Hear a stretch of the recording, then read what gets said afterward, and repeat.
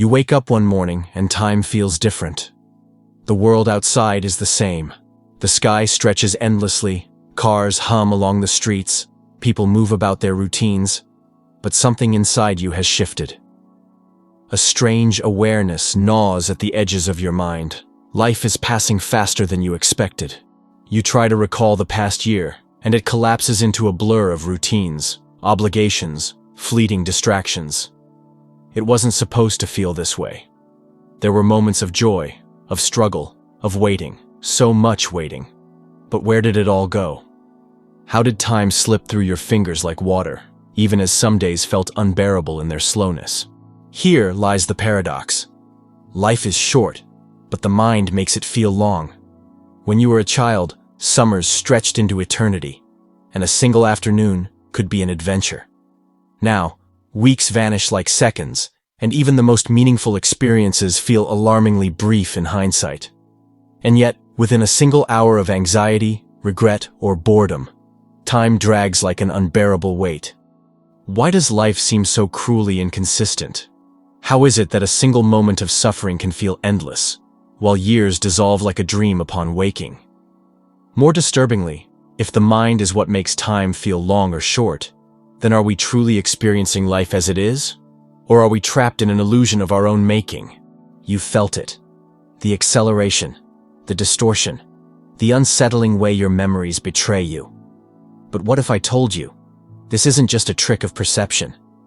What if this feeling reveals something deeper, something hidden at the core of human existence? And more importantly, what if you could break free? Think about this.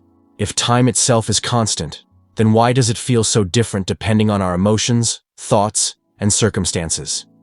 The problem isn't time, it's how your mind processes it. And the unsettling truth is that your mind is not a neutral observer. Your brain is wired for survival, not for truth. It doesn't measure time as a clock does. It stretches, compresses, distorts reality based on what it considers important. Moments of danger or pain expand into slow motion, while routine and familiarity shrink into nothingness. This is why childhood seemed infinite. Everything was new, uncertain, unpredictable. But as you age, the mind categorizes more, expects more, and notices less. The result? Time speeds up.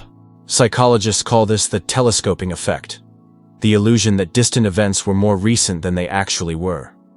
Meanwhile, neuroscience tells us that the brain edits your past, smoothing over the details, compressing entire years into a single vague impression. Your life, in memory, is an abridged version of itself. And yet, paradoxically, the same mind that erases time can also trap you in it. Ever sat in a waiting room where minutes felt like hours? Or replayed an embarrassing mistake in your head, reliving it over and over? The same force that makes years disappear can make seconds stretch into eternity. Time doesn't change. You do. But why does this happen? Why is the mind so bad at perceiving the one thing that governs all existence? Because it was never designed to give you the truth. It was designed to keep you functional, to filter out what it deems unnecessary. And in doing so, it enslaves you to a distorted sense of time, one that dictates your regrets, your anxieties, your entire perception of life itself. What does this mean for you? More than you think. Because if your mind is distorting time, it's not just warping your past, it's shaping your future. And if you don't take control of it, you may never truly experience life at all. You think you're living in the present, but are you? Or are you merely watching the past on fast forward while the future speeds toward you like a runaway train? This distortion of time isn't just a curiosity. It's a silent architect of your life.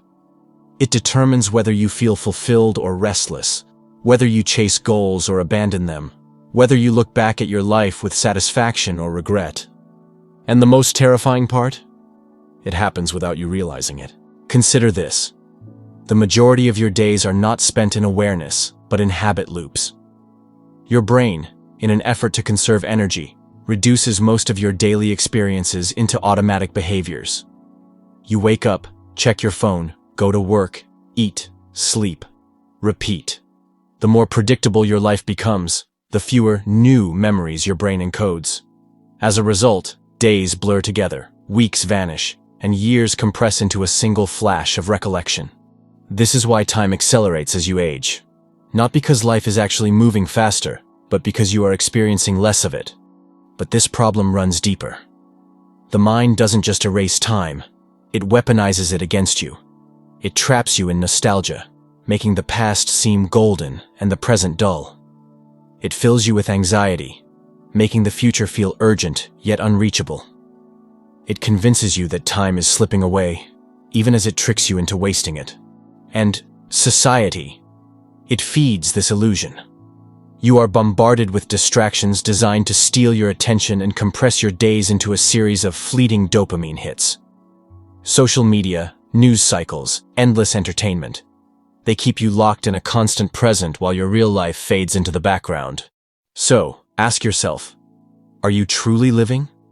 Or are you just existing while time erases you? If you don't reclaim your perception of time, you risk reaching the end of your life feeling as though you never actually lived it. But what if you could break free? What if time could slow down again? Not just for a moment, but for the rest of your life. What if time wasn't slipping away from you? What if the problem wasn't how fast life moves, but how little of it you actually experience?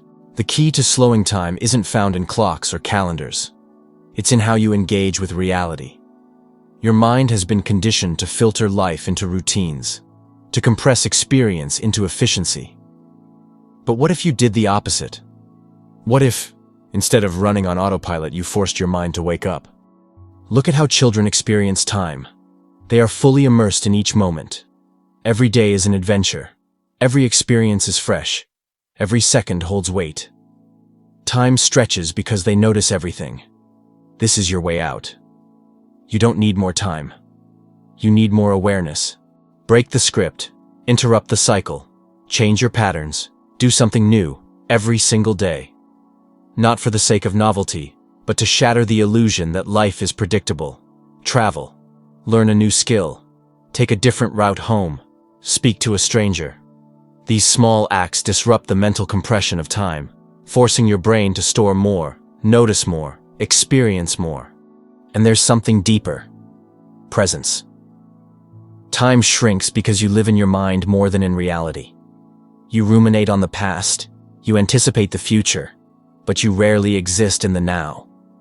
To reclaim time, you must reclaim presence. Meditation, deep conversation, art, physical sensation, anything that anchors you fully into this moment. This is rebellion, against a system that numbs you, against a mind that erases you, against a life that vanishes before you even live it. If you do this, something remarkable happens. Time no longer controls you. Life no longer blurs past. You slow down, not because the world changes, but because you do.